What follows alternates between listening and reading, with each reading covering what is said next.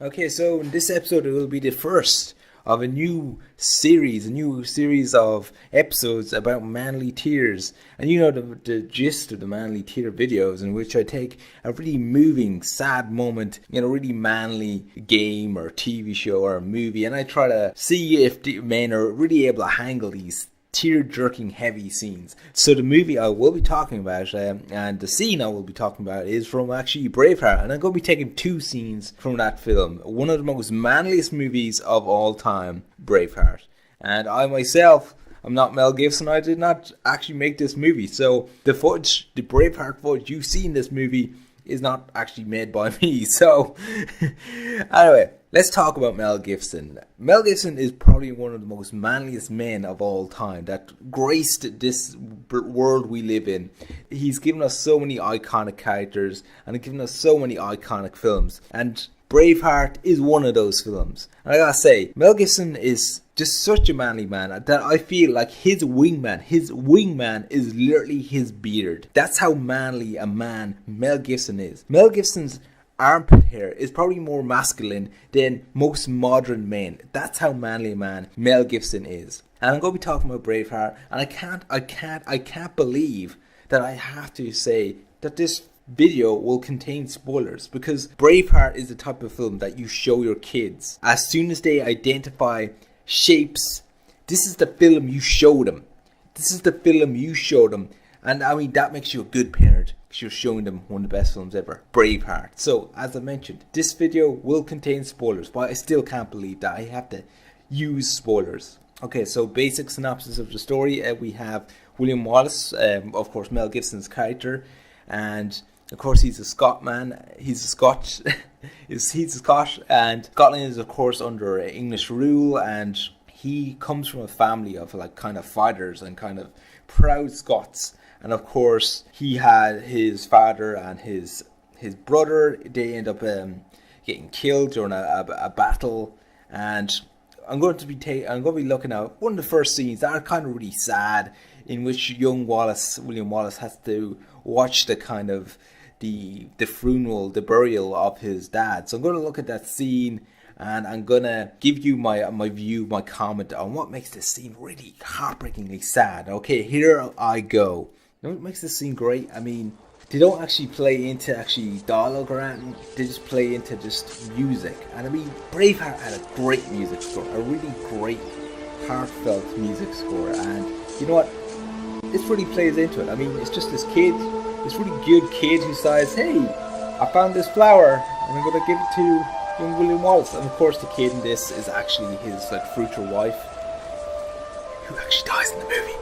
And that's the flower that she gives him, and he holds on to this flower. He holds on to this flower like so long. I mean, the pebble, it lasts for fucking years, and I'm impressed that pebble lasts so long. But I mean, it's a great scene. No dialogue, no cheesiness about it. It's just a really manly scene. It's just about body language and a great music score. And that's what, man, it's such a simple scene, but just a great scene at the same time. It's just, you know, she's staring at him, he's staring at her, cries a little bit. It's just a great scene. It's just a great scene. And this Mel Gibson just directed the shit out of that scene.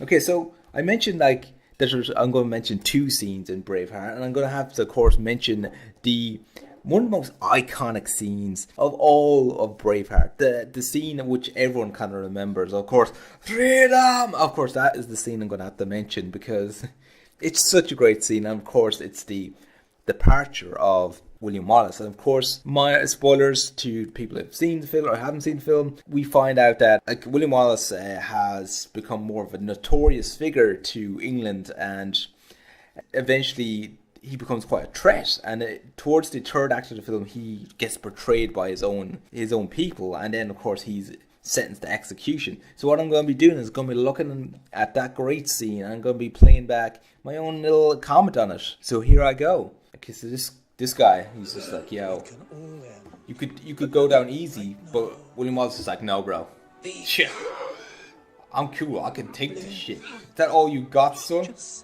that all you got? Cause I'm William Wallace. I'm freaking, and then you see like everyone else is like, oh shit, I feel bad for this guy. Like all he wants is freedom, and that even the English people are just like, Yo, mercy, because he's a good guy. Give him some goddamn mercy. And William Wallace is trying to say something. He's trying to clear his throat. And this guy's just like, yo, cry out. But like everyone else is like, yo, give him some mercy, because he's a pretty good guy. It's not gonna happen, dude. He's not gonna say mercy. He's not gonna. That's not gonna happen. This guy is William Wallace, aka Mel Gibson. That's never gonna happen, dude. You could try, but I mean,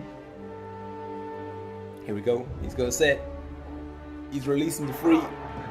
He's releasing the free. He's about to release it.